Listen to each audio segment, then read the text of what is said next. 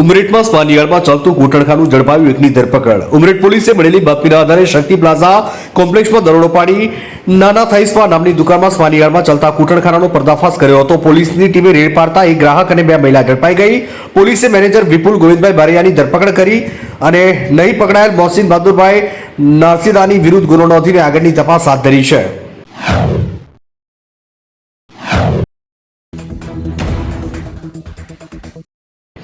ગુજરાતની તમામ સરકારી હોસ્પિટલોમાં યોજાશે કોરોનાની મોક ડ્રીલ. ઓક્સિજન પ્લાન્ટની સ્થિતિની ચકાસણી કરવામાં આવશે.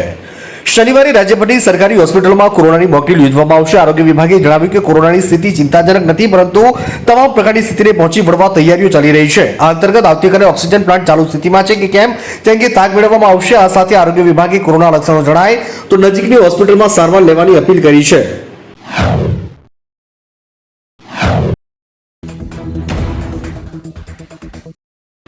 તાલુકાના હીરાપુર ગામે મહિલા બસ કંડક્ટર પર તમે હોટલ પર બસ વધારવા કેમ ઊભી ના રાખી તેમ કહીને 3 જણાએ હુમલો કરી 3ના વિરુદ્ધ ગુનો.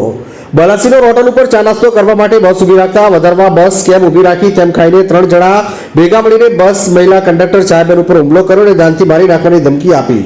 આખી બસ પોલીસ સ્ટેશન બાજુ લઈ ગયા અને સંતરાપુર પોલીસ સ્ટેશનમાં 3ના વિરુદ્ધ ગુનો દાખલ કરવામાં આવ્યો. વધુ તપાસ હાથ ધરાઈ. તારીખ 30 બપોરના 2 કલાક શુક્રવારના રોજ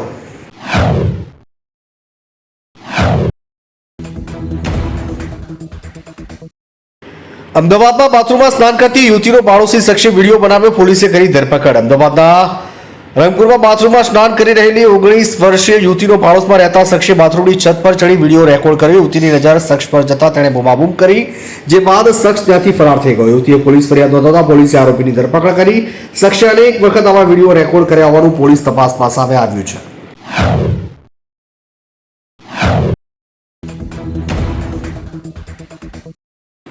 ખંભાળિયામાં તેલી નદી પાસેથી હાથ ધરાયું ડિમોલિશન. સરકારી જગ્યા પરના ગેરકાયદેસર બાંધકામ તેમજ દબાણ કરતું તંત્ર.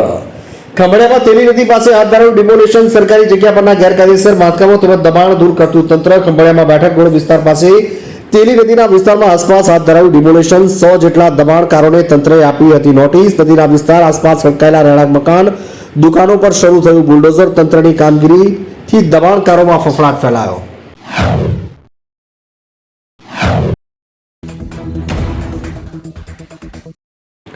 જિલ્લાના નવા એસપી તરીકે એસઆર ઓડેદરાની નિયુક્તિ કરાઈ. એસપી હર્ષદ મહેતાના રાજીનામા બાદ ખાલી હતી જગ્યા.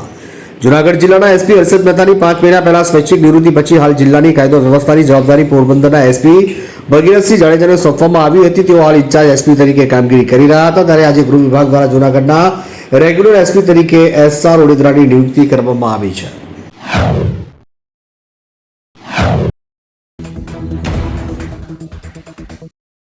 દ્વારકામાં દરિયા કિનારે 6 કરોડથી વધુની કિંમતનું 13 કિલો બિનવારસી ચરસ ઝડપાયું. દ્વારકા જિલ્લાના ગોજીરેસ ગામના દરિયા કિનારે બિનવારસી ચરસનો જથ્થો મળી આવ્યો. અહેવાલ મુજબ પોલીસે 13.29 કિલો ચરસનો જથ્થો જપ્ત કર્યો. આ ચરસના જથ્થાની કિંમત 6.61 કરોડથી વધુ હોવાનું સામે આવ્યું. હાલ કલ્યાણપુરા પોલીસ મથકે આ બિનવારસી ચરસના જથ્થાને મામલે આગળની તપાસ હાથ ધરવામાં આવી છે.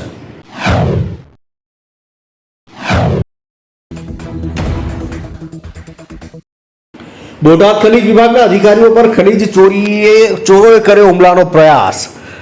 ગરડાના કેરાળા ગામ નજીક શસ્ત્રધરા ખોડિયાર મંદિર પાસે ગેરો નદીમાં બન્યો બનાવ. ખનીજ વિભાગના અધિકારીઓ મળેલી બાતમીના આધારે કેરાળા ગામ નજીક ગેરો નદીમાં રેડ કરી. ખનીજ વિભાગ દ્વારા રેડ દરમિયાન રેતી ચોરી કરતા શખ્સોએ પોતાની બ્લેક કલરની ફોર-વ્હીલર કાર રસ્તા વચ્ચે મૂકી ખનીજ વિભાગની ગાડી રોકી અધિકારીઓની વ્યવસ્થા ગાળો બોલી હુમલાનો પ્રયત્ન કર્યાની જાણકારી મળી. ચોરીમાં ઉપયોગ કરતા વાહનો, લોડર અને 2 ટ્રેક્ટર પડીને શખ્સ ફરાર. રેતી ચાળવાના 2 ચાળક પણ કબજે કરવામાં આવ્યા.